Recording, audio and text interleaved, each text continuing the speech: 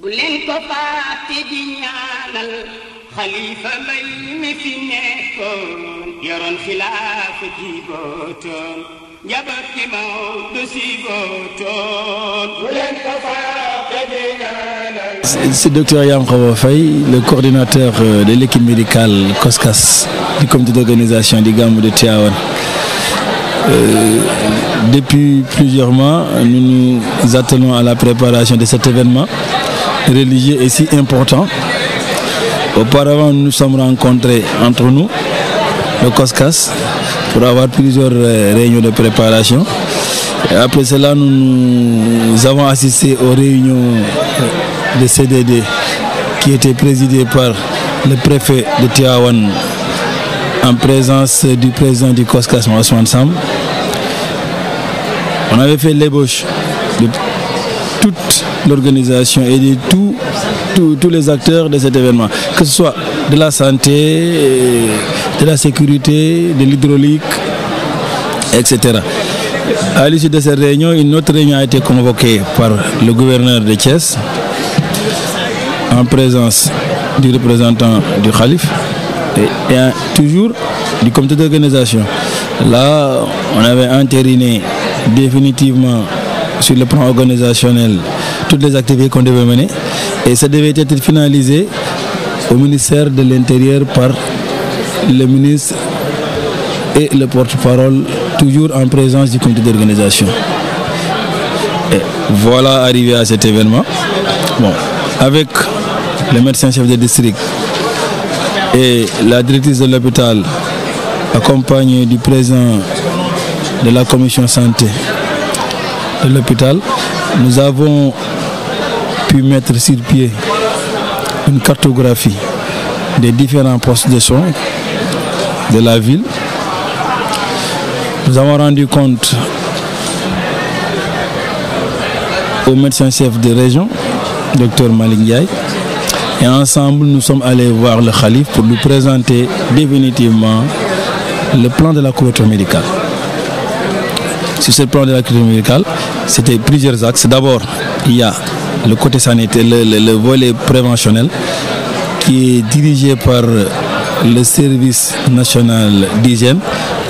Le chef de brigade d'hygiène régionale nous a expliqué les opérations à faire, les opérations de nébulisation, des visites des grandes cuisines, des pulvérisations domiciliaires et des lieux de site et des activités d'information, de communication, de sensibilisation sur les comportements à tenir.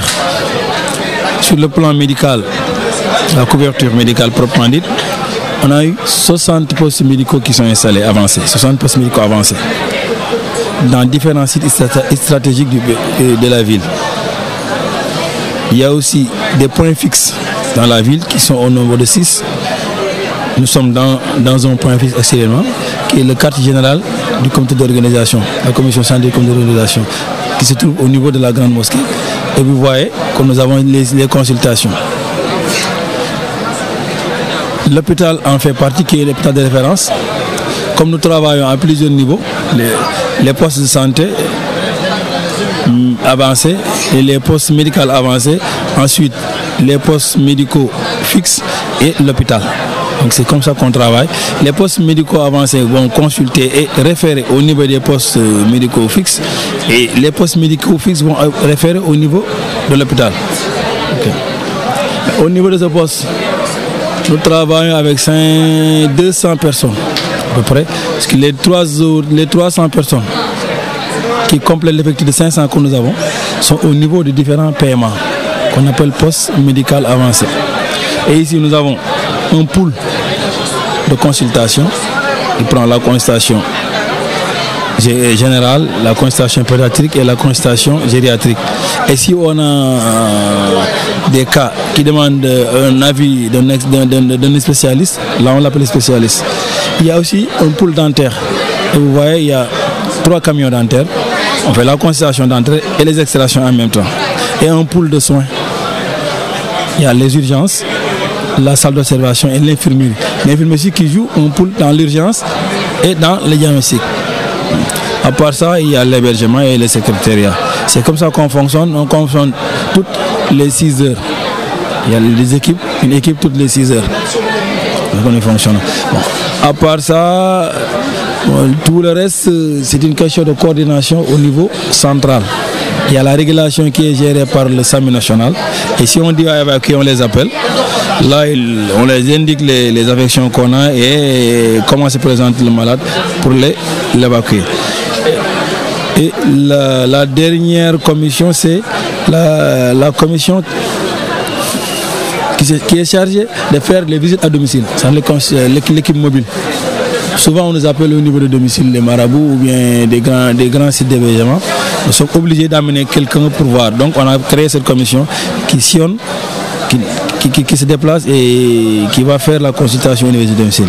En grosso modo, c'est comme ça que se présente l'organisation. Pour les statistiques, ils ont commencé la consultation hier, parce qu'on doit commencer la consultation le jour de clôture des bourdes, le jour de repos, le gamou, lendemain gamou et le surlendemain. C'est 5 jours de consultation. On a commencé hier, quand même, très tardivement. Bon, je n'ai pas encore fini toutes les informations, mais à ce stade, d'habitude, le premier jour, nous roulons autour de 500 consultations. Le premier jour. Le deuxième jour, ça monte un peu et le pic est atteint le jour du gamou. Là, on va jusqu'à 3000 consultations globalement. Les PMA et le poste médical, c'est avoisine 3000 consultations. Et pour ce poste 6, on a uniquement 1000 le jour. Actuellement, on tourne aux environs de 300 à 400 ce jour. C'est dominé par les affections douloureuses, les maux de tête, la fièvre et quelques traumatismes qu'on a. Il ne faut pas oublier aussi que nous intervenons aussi au niveau de l'hôpital. On a une équipe d'orthopédistes qui est basée à l'hôpital Mame Abdelaziz Dabakh. Et c'est eux qui se chargent de faire les interventions chirurgicales orthopédiques qu'on aura observées à ce niveau. Et nous tenons à préciser aussi que toutes les activités que nous effectuons durant ces 5 jours sont totalement gratuites.